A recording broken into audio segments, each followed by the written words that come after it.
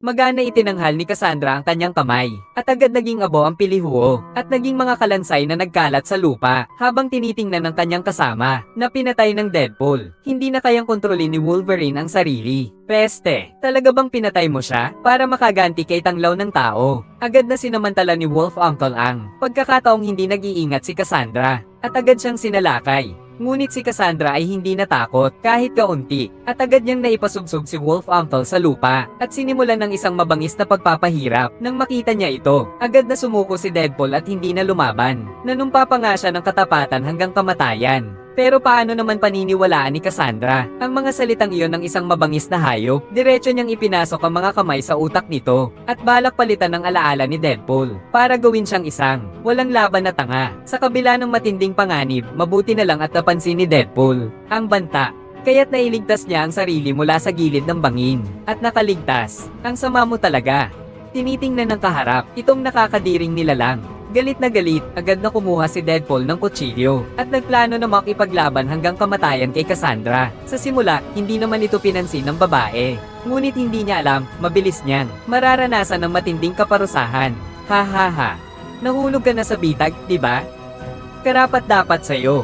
Akala pa ng dalawa noon, na sa wakas ay natalo na nila si Cassandra ng tuluyan. Ngunit sa sumunod na segundo, ang babae ay ngumiti ng nakakaloko. Isang simpleng pag-angat lamang ng kanang kamay ay biglaang naihampas si Wolf Uncle. Nakita nilang dalawa na, lahat ng kakayahan ay ipinakita. Si Cassandra, nasawa na, ayaw nang makipaglaban pa. Kaya't sa harap ng dalawa, lumingon siya at tinawag ang halimaw ng kalawakan. Nais tapusin ang palabas na ito. Mabuti na lang, sa kritikal na sandali, nakita ni Wolf Uncle ang sasakyang panghimpapawid sa tabi. Dahil sa likas na instinto ng pag-survive, agad siyang tumakbo patungo roon, at nagsimula siyang maghakbang ng malakas. Putang ina.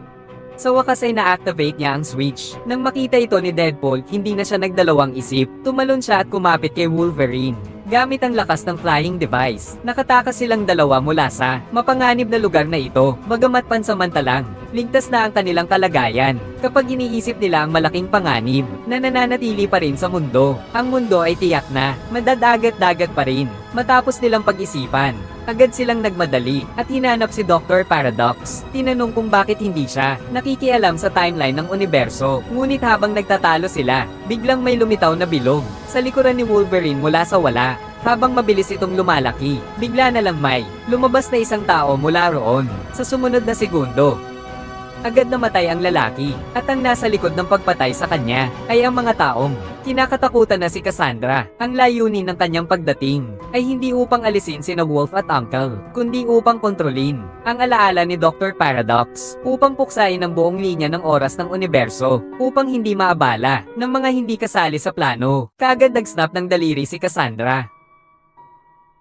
Matapos itulak ang dalawang Wolf Uncle, agad niyang inabot si Dr. Paradox at dinala sa laboratorio. Matapos malaman ang detalyadong proseso ng pagkawasak, pumunta siya mag-isa sa harap ng Energy Cube. Ngayon, kapag nakuha niyang ubusin ang lahat ng enerhiya, magiging matagumpay siya sa paglilinis buong oras ng universo. Naisip ito ni Cassandra. Hindi na siya nagdalawang isip. Agad niyang inilagay ang mga kamay sa loob ng silid, at sa pamamagitan ng pag-decode, tinanggal niya ang lahat ng mga linya ng enerhiya sa loob. Sinimulan na niyang isakatuparan ang planong ito na walang awa. Nang makarating sina Wolf Tio dito, huli na kayo, tapos na ang lahat. Ngunit buti na lang, si Deadpool ay nakakita ng isang palatandaan sa gilid. Pagkatapos sa paulit-ulit na pagtatanong ng dalawa, isinaysay lamang ng doktor ang tanging paraan upang maligtas. Ibig sabihin, puputulan ng dalawang linya ng kuryente, tapos ay magpapasok ng isang tao sa gitna para i-connecta ang dalawang dulo, gamit ang short circuit para sirain ang makina. Pero ang mangyayari, ang taong magkokonekta ay mamamatay. Kung hahayaan nating magawa yon ni Cassandra, tiyak na mamamatay ang magiging tulay ng kuryente. Iniisip ko kung paano kung mapagtatagumpayan ni Cassandra. Ang buong sangkatauhan ay mawawala at maglalaho. Hindi naglakas loob mag-atubili ang dalawa. Kaagad silang tumakbo patungo sa direksyon ng tulay ng kuryente. Ngunit sa sandaling pumasok sila,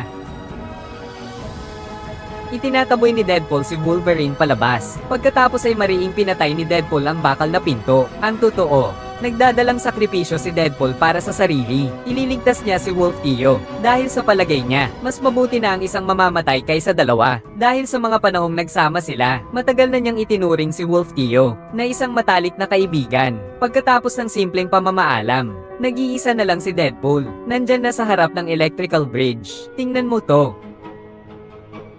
Gamit ang lakas, hinayla ang mga cable sa loob. Binunot ng puwersa. Halos magtagumpay na si Cassandra. Si Deadpool ay patuloy na humihila ng buong lakas dahil mali niyang tinantya. Ang haba ng mga braso niya, kahit anong pilit niya, hindi niya maabot ang linya sa kabila. Sa sandaling ito na halos mawala ng pag-asa. Buti na lang at dumating si Wolf at ginamit ang kanyang bakal na pangil para mapataas ang conductivity. Sa huling sandali, matagumpay niyang pinasimulan ang short circuit kasabay ng pagtaas ng temperatura ng kanilang katawan. Mabilis na umakyat. Si Cassandra naman sa kabilang panig, hindi na nakayanan ang ganitong lakas ng kuryente. Kaya naman ay ganito na nga, matagumpay na natalo ng dalawa. At ang mas nakakagulat pa, sina Wolverine at Deadpool ay hindi namatay sa gitna ng krisis na ito dahil pantay ang pagbabahagi nila ng daloy ng kuryente. Kaya naman sila ay nagtamo lamang ng kaunting pinsala at kung tutuusin ang mga sugat na yon, ay gumaling na sa daan dahil sa kapangyarihan ng pagpapagaling ng maayos. Sa ganoong paraan, ang nakapangingilabot na kalamidad na halos magdulot ng katapusan ng mundo. Sa wakas ay naagapan din dahil sa pinagsamang pagsisikap ng dalawa at matagumpay na nalutas